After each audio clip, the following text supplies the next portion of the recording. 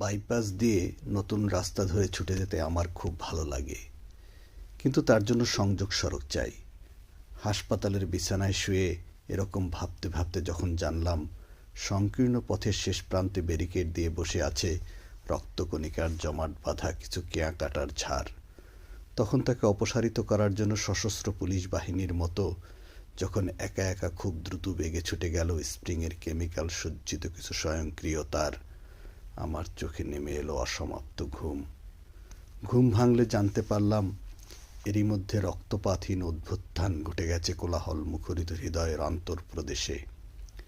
2.75 centimetre আকারের অপ্রতিরোধ্য ট্যাঙ্কও তাকে প্রতিহত করতে পারেনি কোথাও।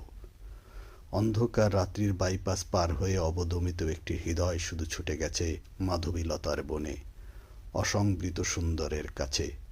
বেসরকারি গ্রামে গ্রামে আগুনের হলকায় সরে গেছে মৃত্যুর বাইপাসে ধাবমান আর একখানি তরল হৃদয়।